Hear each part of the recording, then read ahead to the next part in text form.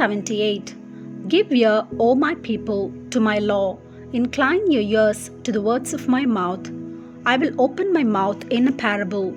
I will utter dark sayings of old, which we have heard and known, and our fathers have told us. We will not hide them from their children, telling to the generation to come the praises of the Lord, and his strength and his wonderful works that he has done. For he established a testimony in Jacob, and appointed a law in Israel, which he commanded our fathers, that they should make them known to their children, that the generation to come might know them, the children who would be born, that they may arise and declare them to their children, that they may set their hope in God, and not forget the works of God, but keep his commandments, and may not be like their fathers, a stubborn and rebellious generation, a generation that did not set its heart aright, and whose spirit was not faithful to God. The children of Ephraim, being armed and carrying bows, turned back in the day of battle. They did not keep the covenant of God. They refused to walk in his law, and forgot his works, and his wonders that he had shown them. Marvelous things he did in the sight of their fathers. In the land of Egypt, in the field of Zoan, he divided the sea and caused them to pass through. And he made the waters stand up like a heap. In the daytime also he led them with a cloud, and all the night with a light of fire. He split the rocks in the wilderness, and gave them drink in abundance like the depths. He also brought streams out of the rock, and caused waters to run down like rivers. But they sinned even more against him, by rebelling against the Most High in the wilderness. And they tested God in their heart, by asking for the food of their fancy. Yes, they spoke against God. They said, Can God prepare a table in the wilderness? Behold, he struck the rock, so that the waters gushed out, and the streams overflowed. Can he give bread also? Can he provide meat for his people? Therefore the Lord heard this and was furious. So a fire was kindled against Jacob, and anger also came up against Israel, because they did not believe in God, and did not trust in his salvation. Yet he had commanded the clouds above, and opened the doors of heaven, had rained down manna on them to eat, and given them of the bread of heaven. Men ate angels' food. He sent them food to the full. He caused an east wind to blow in the heavens, and by his power he brought in the south wind. He also rained meat on them like the dust, feathered fowl like the sand of the seas, and he let them fall in the midst of their camp, all around their habitations. So they ate and were all filled, for he gave them their own desire. They were not deprived of their craving, but while their food was still in their mouths, the wrath of God came against them, and slew the stoutest of them, and struck down the choice men of Israel. In spite of this, they still sinned, and did not believe in his wondrous works. Therefore their days he consumed in futility, and their years in fear. When he slew them, then they sought him, and they returned and sought diligently for God. Then they remembered that God was their rock, and the Most High God their Redeemer. Nevertheless they flattered him with their mouth, and they lied to him with their tongue.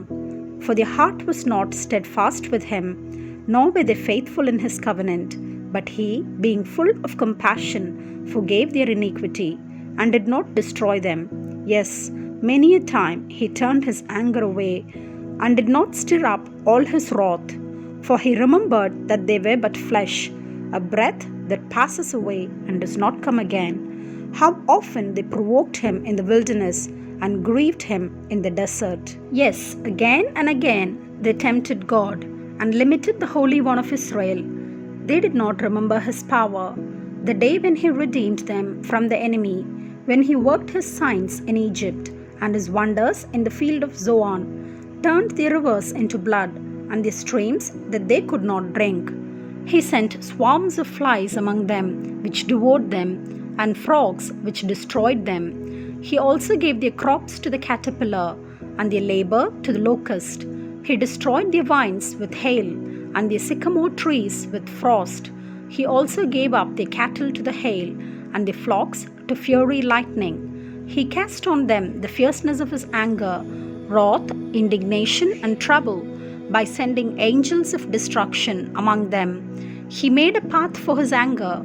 He did not spare their soul from death, but gave their life over to the plague, and destroyed all the firstborn in Egypt, the first of their strength in the tents of Ham. But he made his own people go forth like sheep, and guided them in the wilderness like a flock, and he led them on safely, so that they did not fear. But the sea overwhelmed their enemies, and he brought them to his holy border, this mountain which his right hand had acquired. He also drove out the nations before them, allotted them an inheritance by survey, and made the tribes of Israel dwell in their tents.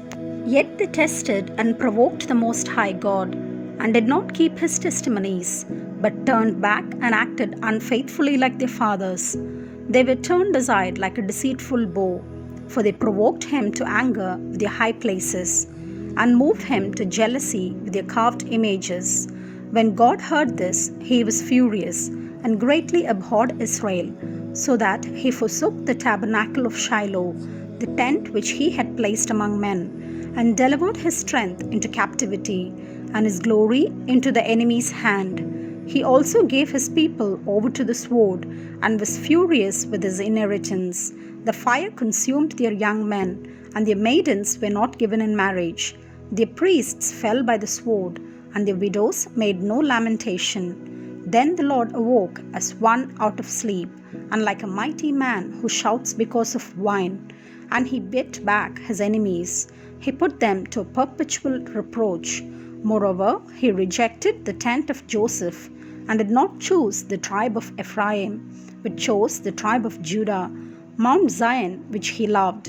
And he built his sanctuary like the heights, like the earth which he has established forever. He also chose David his servant, and took him from the sheepfolds. From following the ewes that had young he brought him, to shepherd Jacob his people, and Israel his inheritance. So he shepherded them according to the integrity of his heart, and guided them by the skillfulness of his hands. Amen.